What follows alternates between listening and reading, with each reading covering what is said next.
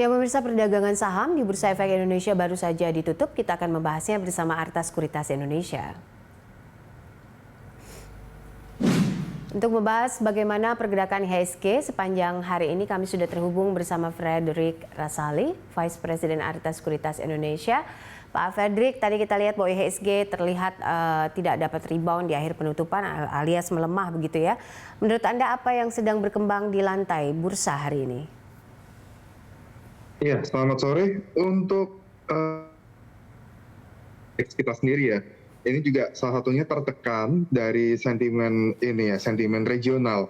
Sejak kemarin itu kita bisa melihat kalau IHSG susah sekali untuk rebound, itu juga dikarenakan minimnya katalis ya dibilang untuk mengangkat itu IHSG. Salah satunya seperti itu dan antisipasi juga dari keputusan BI pada hari ini.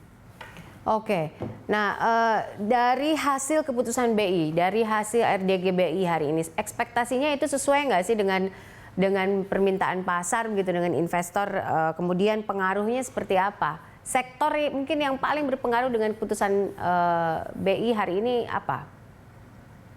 Iya, untuk ekspektasi pasar ini sesuai dengan konsensus, yaitu masih BI rate dipertahankannya di 3,5%. Kita juga ekspektasinya karena baru saja beberapa saat lalu itu kita sudah turun dari 3,75 ke 3,5, berarti butuh waktu sebelum indikator ekonomi lainnya bisa mulai terlihat ada dampak dari penurunan ini. Sektor yang terutama terdampak itu tentunya dari perbankan ya.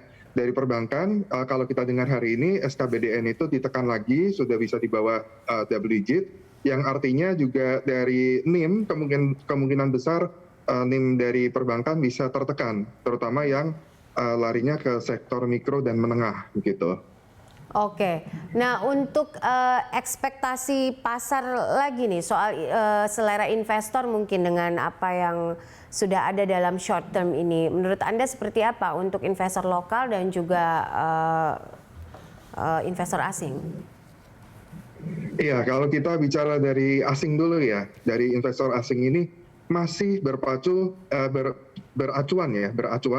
terhadap market yang ada di US yang saat ini masih terus berkembang dan masih menanti juga stimulus ya dari pemerintah US.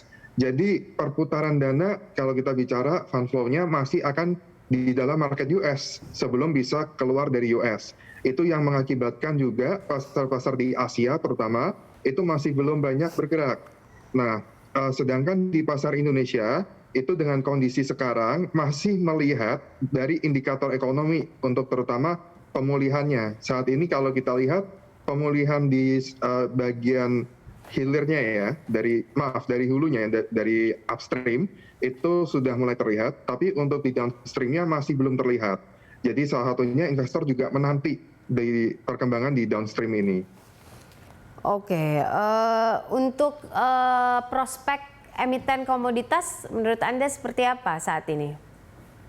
Ya, itu berhubungan sekali dengan upstream ya, kalau kita bicara komoditas, masih cukup baik. Terutama kalau kita lihat dari CPO, harga CPO dari awal tahun hingga sekarang itu berada di atas rata-rata tahun lalu, yaitu di atas Rp3.400 ya per ton.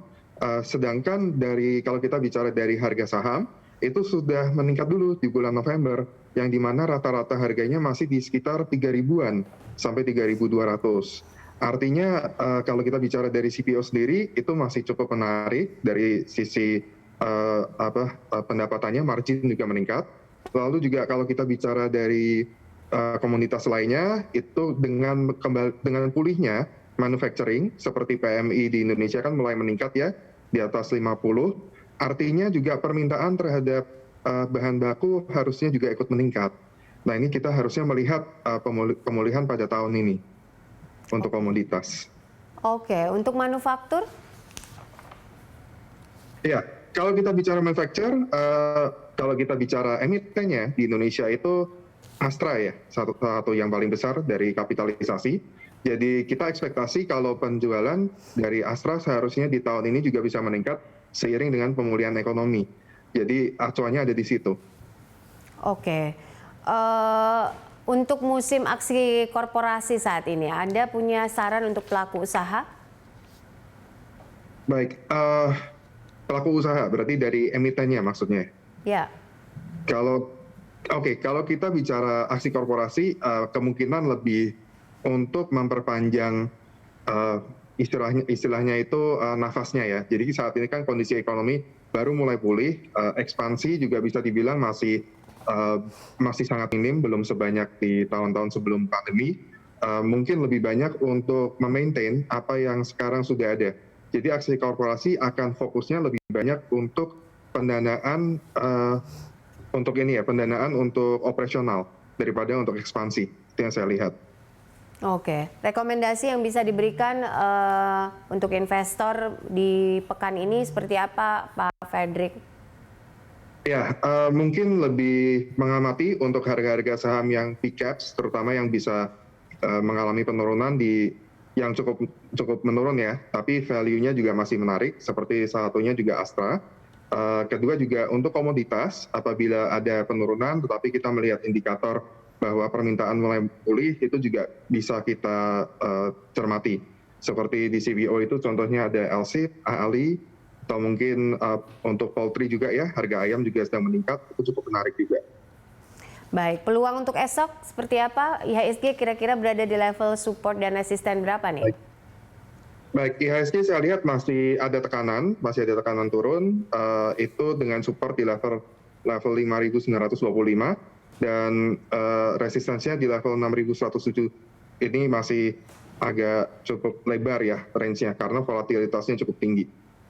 Baik, terima kasih Pak Frederick untuk informasinya dan juga analisanya bersama kami.